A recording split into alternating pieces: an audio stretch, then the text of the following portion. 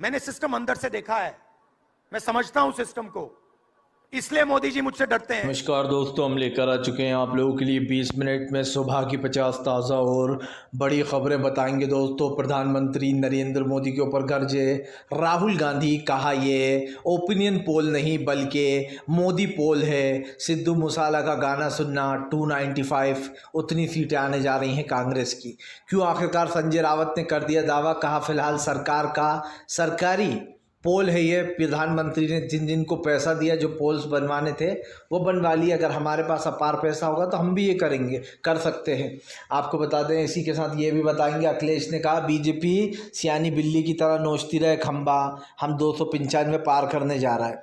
और आखिरकार कैसे दोस्तों बीजेपी की बढ़ गई मुश्किलें, जी हाँ बताएंगे। आखिरकार क्यों कपिल सिब्बल ने ईवीएम को लेकर बनाया पूरा प्लान, बताएंगे क्या है ये मुद्दा। तमाम मुद्दों पर होगी बात, लेकिन उससे पहले अगर आपने अब तक हमारे चैनल को सब्सक्राइब नहीं किया, जल्दी से कर लीजिए। पास में घंटे आएगी, इसको भी दबाइए ऑन नोटिफिकेशन पे, ताकि हर वीडियो की अपडेट आप तक पहुंच पाए। दरअसल दोस्तों, प्रधानमंत्री नरेंद्र मोदी के ऊपर जमकर भड़के राहुल गांधी बोले ये पोल्स हमारे पोल्स नहीं है, ये पोल्स तो मोदी पोल्स हैं, मोदी मीडिया के पोल हैं ये। दरअसल दोस्तों, जो ओपिनियन पोल्स बताए जा रहे हैं वो मोदी सरकार के कहने पर बताया जा रहा है। सब जानते हैं बीजेपी पहले एक माहौल बनाती है, पहले वो पूरी दुनिया में मीडिया द्वारा ये फैला देती है कि हम जीत रहे हैं, हम जीत रहे हैं, हम जीत रहे हैं। और दोस्तों उसके बाद वो करती है ईवीएम में धांधली वोटिंग के दौरान। अगर आपको यकीन ना हो तो मैं उदाहरण भी दे सकता हूं।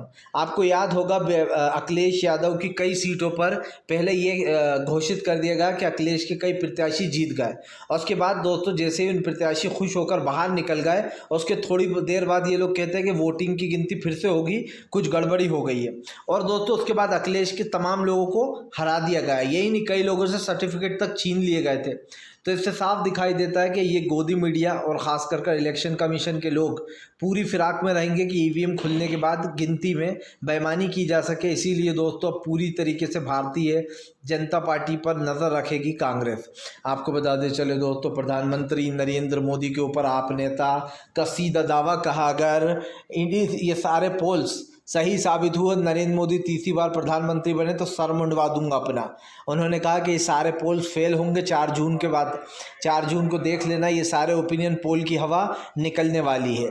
यही नहीं, यहाँ पर ये तक बताया गया है कि 4 जून के बाद प्रधानमंत्री नरेंद्र मोदी और पूरी गोदी मीडिया रुदाली करने लगेगी।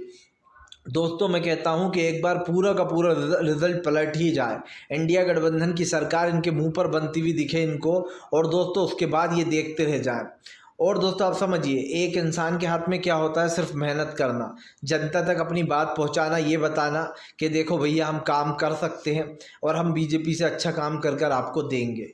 लेकिन दोस्तों बाय चांस बोल रहा हूँ, हालांकि इंडिया गठबंधन जीत रहा है, उसकी जीत पक्की है, लेकिन बाय चांस अगर उसके बावजूद भी नरेंद्र मोदी जीत जाए दोस्तों, तो फिर तो देश की चिंता होना चाहिए। फिर आप समझ लीजिए कि देश में हिंदुत्व ने जगह ले ली है, जो है मुद्दों को छोड़कर देश हिंदुत्व की राह पर चल पड़ा है। क्योंकि नरेंद्र मोदी को सिर्फ एक ही वजह से लोग वोट करते हैं, वो है उनका हिंदुत्व। अगर दोस्तों उसके बावजूद बीजेपी, आप समझिए विपक्ष इतनी मेहनत करे और सब कुछ उसने सारी चीज़ें करी, इतनी रैलियाँ करी, पूरी मेहनत करी, और मोदी से ज़्यादा रैलियाँ करी, और इतनी मेहनत से जनता तक अपनी बातें पहुँचाई कि हम हर महिला के खाते में 1 लाख रुपये पहुँचाएंगे। लेकिन अगर उसके बाद भी दोस्तों वोट ना मिले और कमी पड़ जाए वोट की सरकार बनने में, तो ये मान लीजिएगा कि हमारा देश में दोस्तों अब हमें चिंता होना चाहिए। क्योंकि अब देश के लोग जो है विकास पर नहीं, महंगाई पर नहीं, गरीबी पर नहीं, बल्कि हिंदुत्व पर वोट देने लगे हैं। और ये उन लोगों के लिए कह रहा हूँ जो बीजेपी को वोट देते हैं, क्योंकि उन्हें देश की चिंता नहीं है, उन्हें हिंदुत्व पर वोट देना है। और दोस्तों इससे ज़्यादा शर्मनाक बात और क्या हो सकती है। आपको बताते चले दोस्तों, भारतीय जनता पार्टी के ऊपर गरजे संजय रावत, कहा फिलहाल अगर हमारे पास पैसा अन्नाप शन्नाप तो हम भी ऐसे पोल्स बनवा कर दिन भर चलवा सकते हैं। दरअसल दोस्तों पूरी गोदी मीडिया मोदी नाम की माला जपने लगी है। पूरी गोदी मीडिया ने आंकड़ा दे दिया है कि भैया जो इंडिया गठबंधन है उसको 125 से 150 के लगभग सीटें आने वाली हैं, और बाकी जो है दोस्तों बाकी जितनी सीटें हैं, यानी कि बीजेपी जो है वो 350 से 360 तक रहने वाली है। दोस्तों मैं पूछना चाहता हूं कि पूरे इंडिया गठबंधन को मिलाकर 125 से 150 सीटें आ रही हैं। ये तो दोस्तों हंसी वाली बात है। इससे भी हंसी वाली बात ये है कि कर्नाटक में बीजेपी को सीटें दिलवा रहा है जहाँ पर कांग्रेस की सरकार है। तेलंगाना में भी ये बीजेपी का खाता खुलवा रहा है। यही नहीं, पंजाब में तो ये आम आदमी पार्टी को सिर्फ 2 सीटें दिलवा रहा है 13 में से। तो दोस्तों ये तो हंसने वाली बात है ही कि पंजाब में भला बीजेपी को कौन वोट देगा, आप समझिए। ये मैं क्यों कह रहा हूँ, क्योंकि ये आप भी जानते हैं कि पंजाब में तो बीजेपी का बहुत ही भयंकर विरोध है। बीजेपी को दोस्तों वोट मिलते ही नहीं है पंजाब में, या तो कांग्रेस की सरकार आती है या फिर अब की बार आम आदमी पार्टी की आ गई। तो दोस्तों ये कहना है कि पंजाब में सिर्फ आम आदमी पार्टी को 13 में से 2 सीटें मिलेंगी, तो दोस्तों ये अपने आप में एक बेवकूफ़ी है। क्योंकि दोस्तों नरेंद्र मोदी को पंजाब में 0 सन्नाटा मिलने वाला है। अब मेरी बात सुनिए, मैं आपको बताता हूँ सही ओपिनियन पोल क्या है। तमिलनाडु में बीजेपी को सीटें नहीं मिलने वाली 2-1 से ज़्यादा। तेलंगाना में कांग्रेस का डंका बजा है। केरल में बीजेपी का कोई अस्तित्व नहीं है। कर्नाटक में बीजेपी का दोस्तों आप समझिए खाता भी खुलना मुश्किल है।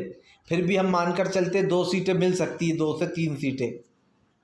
और दोस्तों तमिलनाडु में तो DK हैं, आपको पता ही है कि MK स्टालिन है, तो वहाँ पर बीजेपी का कुछ नहीं होने वाला है। तो आप समझ सकते हैं इन राज्यों में भी बाकायदा गोदी मीडिया कह रहा है कि अच्छे आंकड़े लाएगी बीजेपी। तो अगर हम इन्हीं सीटों को मिला लें दोस्तों, अगर हम इन्हीं साउथ की सीटों को ही जोड़ लें दोस्तों, तो भी ये सारी सीटें मिला के 130 से 140 हो रही हैं। और ये कितना आंकड़ा देना है पूरे राज्यों को मिलाकर, कहना है कि 140, 125 से 150 सीटें आएंगी। साफ दिखाई दे रहा है कि मोदी सरकार के कहने पर बाकायदा ये आंकड़ा बनाया गया है कि जो इंडिया गठबंधन है उसको इतना नीचे दिखाओ ताकि जब वोटों की गिनती शुरू हो तो इनके जो कार्यकर्ता हैं, जो लोग हैं, वो निराश हो जाएं। लेकिन सच्चाई ये है कि अब की बार एग्जिट पोल पर किसी ने भी ध्यान नहीं दिया है दोस्तों, क्योंकि सबको पता है ये गोदी मीडिया सिर्फ रुदाली कर देती है। जब मोदी हार जाते हैं तो रोने लगती है, और जब इस गोदी मीडिया के मुँह में पैसा ठूस दिया जाता है तो ये उसी हिसाब से अपने ओपिनियन पोल तैयार करती है। और सारे दोस्तों एक ही थाली के चट्टे बट्टे, सारे लल्लन टॉप से लेकर तो आज तक से लेकर तो ABP तक, और जो अंबानी का न्यूज़ 18 है वो तो बहुत ही बड़ा मोदी भक्त चैनल है। तो ये साफ दिखाई दे रहा है कि फ़िलहाल यहाँ पर क्या हो रहा है। आपको बताते चले दोस्तों, एक बार फिर से प्रधानमंत्री नरेंद्र मोदी को लगा बड़ा झटका। दरअसल आपको बताते चले दोस्तों, अरविंद केजरीवाल जेल जाने से पहले देगा एक संदेश। दरअसल कल अरविंद केजरीवाल ने अपना आत्मसमर्पण फिर से कर दिया, यानी कि उन्होंने जो है यहाँ पर वो वापस जेल चले गए। केजरीवाल ने बीजेपी के ऊपर हमला बोलते हुए कहा कि फ़िलहाल पूरी की पूरी बीजेपी उन्हें मारने की कोशिश कर रही है। उनको जेल में दवाइयाँ नहीं दी जाती, इंसुलेशन नहीं दिए जाते, जिसके कारण उनकी तबीयत और हेल्थ ख़राब हो जाती है। हालांकि अरविंद केजरीवाल ने कहा कि अगर मैं मर भी जाऊं, देश के ऊपर कुर्बान भी हो जाऊं, तो दुख मत करना आप लोग हमेशा खुश रहना। केजरीवाल ने कहा कि बीजेपी की पूरी चालबाजियाँ यही हैं, वो पूरी चालबाजी से सोचती है कि वो हमें किसी भी तरीके से रोक ले, लेकिन मैं रुकने वाला नहीं हूँ। उन्होंने कहा कि मैं दिल्ली के लिए काम करता रहूँगा। यही नहीं, अरविंद केजरीवाल ने कहा कि अगर देश के लिए काम करना सज़ा है तो मैं ज़िंदगी भर जेल में रहने के लिए तैयार हूँ। इन भाजपाइयों ने देश के लिए कुछ नहीं किया दोस्तों, लेकिन आप समझिए खुलेआम धांधलियाँ कर रहा है, पैसे की लूटपाट चल रही है। बीजेपी के तमाम नेताओं की संपत्तियाँ बढ़ती चली जा रही हैं, और जो अंधभक्त हैं वो कहते हैं कि मोदी पैसे का क्या करेंगे, उनके तो बीवी बच्चे नहीं हैं। कुछ लोग कहते हैं योगी पैसे का क्या करेंगे, योगी की तो शादी ही नहीं हुई है। तो फिर यूँ ही इनकी संपत्तियाँ बढ़ रही हैं दोस्तों। आप समझिए भैया, पैसा एक ऐसा लालच है कि आपका बीवी हो, बच्चा हो, ना हो, पैसा ऐसा लालच है कि इंसान के पास जितना आता है उतना आने दो, और यही आपसे गलत काम भी करवाता है कई बार पैसा। तो दोस्तों ये सरकार में रहकर कैसे लूटपाट मचा रखी बीजेपी ने, ये किसी से छुपा नहीं है। थोड़ा सा राशन देकर लोगों को लालच दे देना, या फिर उनसे ये कह देना कि अब हमें वोट दे दो। और मुझे शर्म उन लोगों पर आती है, अफसोस उन लोगों पर होता है जो नरेंद्र मोदी को वोट दे देते हैं ये कहकर कि चाहे कितना ही महंगा सामान हो जाए, हम तो नरेंद्र मोदी को वोट देंगे। दोस्तों इतनी अंधभक्ति फैल चुकी है, इतनी अंधभक्ति कि अब हम इसके बारे में अगर बात भी करते हैं तो हमें ही बुरा लगता है कि इन लोगों को क्या कहना है जो लोग समझते ही नहीं है। आपको बता दें चले दोस्तों, फ़िलहाल एक बार फिर से कपिल सिब्बल के मैप ने बीजेपी की बढ़ाई मुश्किलें। आखिरकार दोस्तों 4 जून से बीजेपी को डर क्यों लग रहा है? क्या दोस्तों बीजेपी के भी ओपिनियन पोल में हवा निकल गई है? और दोस्तों ये खुद बीजेपी है, जब बीजेपी के ख़िलाफ़ आंकड़े आते हैं तो बीजेपी के तमाम नेता कहते हैं कि हम एग्ज़िट पोल पर भरोसा नहीं करते, जब ईवीएम खुलेगी तब देख लेना आंकड़े विपरीत आएंगे। और दोस्तों सच बताऊं तो ऐसा कई बार हुआ है। इस बार ही आपने देखा होगा सारे के सारे एग्जिट पोल फेल हुए थे, क्योंकि सारे के सारे एग्जिट पोल ज़्यादातर ये बता रहे थे कि मध्य प्रदेश में इंडिया गठबंधन की सरकार बनेगी, कांग्रेस की सरकार बनेगी। यही नहीं, इन्होंने ये भी कहा था कि राजस्थान में भी सरकार बनेगी और वहाँ पर भी उन्हीं की सरकार बन रही है, कांग्रेस की। लेकिन हुआ क्या, एग्जिट पोल खुले तो दोस्तों बीजेपी की जीत करवा दी। तो आप समझिए, जब बीजेपी के टाइम आंकड़े बदल जाते हैं, एग्जिट पोल गलत हो जाते हैं, तो भाई इंडिया गठबंधन के टाइम क्यों नहीं होगा ऐसा। मुझे तो साफ दिखाई दे रहा है दोस्तों, दाल में कुछ काला है। और दाल में कुछ काला पता है क्या है दोस्तों, दाल में कुछ काला नहीं है, एक्चुअली पूरी दाल ही काली है। दाल इसलिए काली हो चुकी है कि नरेंद्र मोदी इस चुनाव को हार रहे हैं। नरेंद्र मोदी दोस्तों इस देश के प्रधानमंत्री बने थे 2014 में।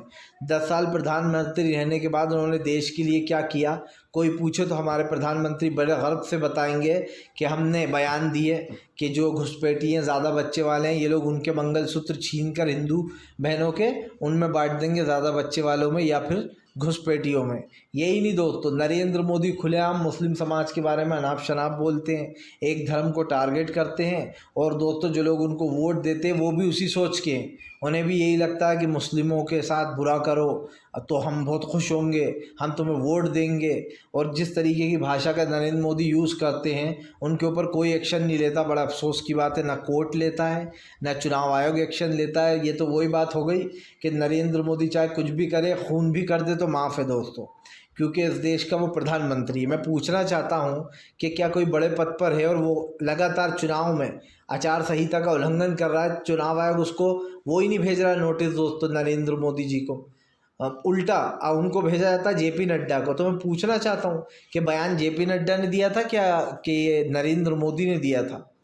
और ये सारी चालबाजियाँ सब दिखाई दे रही हैं। चुनाव आयोग में अपने लोगों को भर रखा है दोस्तों बीजेपी ने, चुनाव आयोग में अपने लोग, ईवीएम बनाने वाली कंपनी में अपने लोग, यहाँ पर चुनावी बॉन्ड में जो बड़े बड़े घपले हुए हैं सारे नाम सामने आए, क्या उसका इफेक्ट नहीं पड़ेगा चुनाव पे। और उसके बाद भी ये लोग कह रहे हैं कि इंडिया गठबंधन को इतनी, अरे तुम लोग कुछ भी रुदाली करते रहो।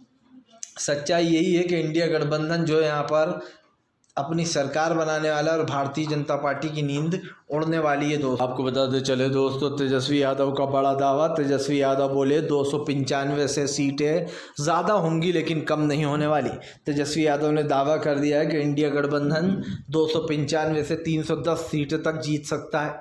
यही नहीं, तेजस्वी ने कहा कि ये आंकड़ा बढ़ेगा, कम नहीं होगा। तेजस्वी यादव ने कहा कि जब 4 जून को ईवीएम खुलेंगी उसके बाद बीजेपी की असलियत सबके सामने आने वाली है दोस्तों, क्योंकि खुद हमने माहौल देखा है बिहार का, कर्नाटक का, साउथ के जितने भी जगह हैं वहाँ तो खैर बीजेपी की ज़ीरो उम्मीद मानकर चलिए, लेकिन गोदी मीडिया वहाँ पर इनको सीटें जिता रही, वो भी बम्पर। तो आप समझिए ये सर्वे कितना गलत जा रहा है, क्योंकि आप भी जानते हैं कि साउथ में बीजेपी कहीं दिखाई नहीं देती है, तो सीटें मिलना तो नामुमकिन ही है। यही नहीं दोस्तों, भारतीय जनता पार्टी अपनी हार देखकर बौखला गई है। तेजस्वी यादव ने कहा कि ये तमाम जितने भी आंकड़े बताए जा रहे हैं, तो जो आंकड़े तेजस्वी यादव बता रहे हैं वो आंकड़े गलत नहीं है। अगर मैं दोस्तों इनको काउंट करूं और अगर मैं देखूं कि वाकई में इंडिया गठबंधन को कितनी सीटें मिल रही हैं, तो इस चीज़ को दोस्तों आप और हम गलत साबित नहीं कर पाएंगे कि तेजस्वी यादव की बातों में दम है। आप अगर 295 के आंकड़े को दोस्तों लगभग 310 के पास ले जाएं और इंडिया इसको टच कर ले तो कोई बड़ी बात नहीं है। मेरे हिसाब से इंडिया गठबंधन की सरकार बन रही है दोस्तों।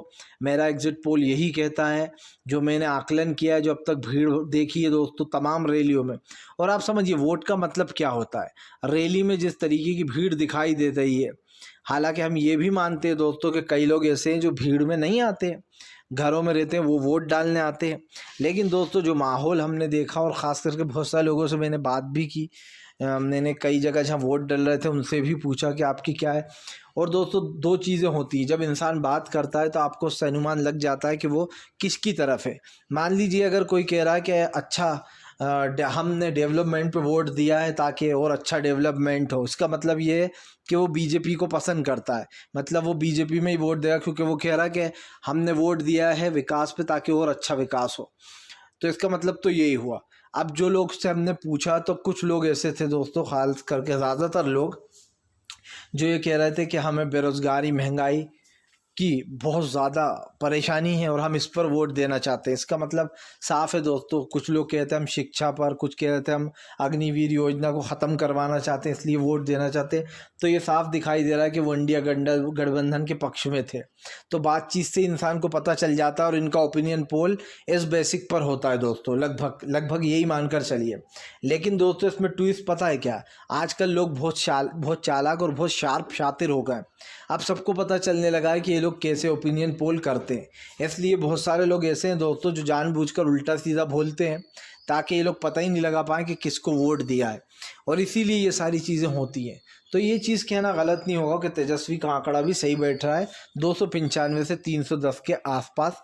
बस एक दिन का समय और रह गया दोस्तों। कल मैं कहता हूँ बस आज का ही दिन है, कल तो पता चल ही जाएगा आप लोगों को 4 जून को कि कौन जीतने जा रहा है। देखिए दोस्तों, मैंने पहले भी कहा और फिर कहूँगा कि जहाँ चाहा है वहीं पर रहा है।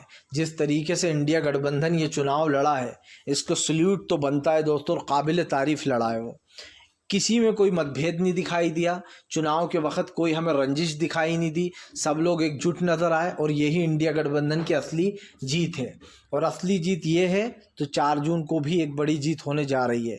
बीजेपी के अगर सर्वे फेल ना हो जाए तो कहना दोस्तों, मैं तो आप लोगों से यही कहूँगा, जिस भी भगवान पर, जिस भी ऊपर वाले पर आप भरोसा करते हो, उससे भी यही प्रार्थना करें, दुआ मांगें कि हमारे देश में सरकार बदल जाए। क्योंकि दोस्तों कुछ लोग ऐसे हैं जो संविधान को बदलना चाहते हैं, और आप समझ सकते हैं कि अगर वो लोग भूले से भी आ गए तो 5 साल में देश का नक्शा पूरा बदल देंगे। क्योंकि जो पिछले 10 सालों में किया वो तो सिर्फ ट्रेलर था। अब जो 5 साल में बीजेपी करेगी वो बहुत ही भयानक होने वाला है, जिसके बारे में सोचकर भी हमें भी डर लगता है, आपको भी लगना चाहिए। क्योंकि आने वाले समय में हो सकता है ये गांधी जी को पूरी बुकों से गायब कर दें, ये गोडसे को महान बता दें, ये देश के कॉन्स्टिट्यूशन को बदल दें जो बाबा साहब अम्बेडकर ने लिखा था। और हो सकता है ये दोस्तों विदेश के लोगों को ला कर यहाँ पर बसा दें, ताकि इनके हिसाब से हिंदू मेजोरिटी इनको वोट देती रहे और इनका आंकड़ा बढ़ता रहे। तो कई ऐसी चीज़ें जो ये कर सकते हैं दोस्तों इस 5 सालों में। लेकिन जैसे कि मैंने कहा कि इंडिया गठबंधन की सरकार बनने जा रही है। बीजेपी का सपना उस दिन चकनाचूर हो जाएगा जिस दिन 4 जून होगी, क्योंकि गोदी मीडिया दोस्तों अपना बोरिया बिस्तर बांध ले, मोदी के साथ साथ गोदी मीडिया भी नपने जा रही है। आपको बताते चले दोस्तों, फिलहाल प्रधानमंत्री नरेंद्र मोदी के ऊपर जमकर भड़के असदुद्दीन ओवैसी, कहा फिलहाल ओपिनियन पोल पर हम नहीं करते भरोसा। दरअसल आपको बता दें ओवैसी ने भी ओपिनियन पोल को नकार दिया। असदुद्दीन ओवैसी का कहना है कि जो आंकड़े बताए जा रहे हैं वो गलत है, क्योंकि नरेंद्र मोदी से देश की जनता परेशान है। सोचिए दोस्तों, अगर हम ये मान लें कि 50% जनता भी मोदी सरकार को वोट देती है, एक तरीके 40%, क्योंकि 50% देती नहीं होगी, तो 30 से 40% जनता जो नरेंद्र मोदी को वोट देती है, उस आकलन से भी जोड़ा जाए दोस्तों तो नरेंद्र मोदी 360 सीटें कभी जीत ही नहीं सकते हैं। ये मैं आपको लिख के दे रहा हूँ दोस्तों। बीजेपी को ये जो बढ़त बताई जा रही है, जो महान चीज़ें बताई जा रही हैं कि इतनी सीटें मिल रही हैं उतनी, ये सिर्फ दोस्तों एक जो है यहाँ पर धोखा है। ये सिर्फ एक वो बनाया गया है चक्रव्यूह, ताकि दोस्तों 4 जून के दिन जब गिनती हो तो तमाम लोग निराश हो जाएं और वो लोग उठकर चल दें। लेकिन दोस्तों खड़गे ने ऐसा प्लान बनाया, मल्लिकार्जुन खड़गे ने, कि जब तक के सर्टिफिकेट हाथ में ना मिले, जब तक गिनती ख़त्म ना हो जाए, तब तक कोई भी बाहर नहीं निकलेगा। एक एक वोट की आखिरी गिनती तक वहीं बैठे रहना है, जिसका मतलब साफ है दोस्तों, इंडिया गठबंधन की बड़ी जीत होने जा रही है और बीजेपी की दोस्तों करारी हार। आप देखना एक एक कैंडिडेट की हवा निकलने वाली है। जो लोग हवाओं में उड़ रहे थे उनकी हवा सबसे पहले निकलेगी, क्योंकि भारतीय जनता पार्टी पूरी तरीके से फेल होने जा रही है। और इस देश का एग्जिट पोल असली हम दे रहे हैं आपको कि इंडिया गठबंधन की सरकार बनने जा रही है। जो लोग दोस्तों इंडिया गठबंधन को पसंद करते हैं, जो लोग देश के कॉन्स्टिट्यूशन को पसंद करते हैं, दलित, पिछड़े, आदिवासी, और दोस्तों क्योंकि बाबा साहब अम्बेडकर ने तमाम पिछड़े, दलितों, आदिवासियों को जीने का सही राह दिखाई, हक दिया, क्योंकि उनके साथ जो अत्याचार हुए बचपन में दोस्तों, उन्होंने उसके ऊपर ये पूरा देश का संविधान लिखा था कि सबको एक जैसा सम्मान, एक जैसा संविधान मिलना चाहिए। हालांकि ये बात बहुत दुख से कहना पड़ती है कि आज भी हमारे देश में जो है छोटी ज़ात, बड़ी ज़ात, हिंदू, मुसलमान जैसी चीज़ें होती हैं जिन्हें ख़त्म होना चाहिए। फ़िलहाल वीडियो अच्छा लगे तो कृपया इसको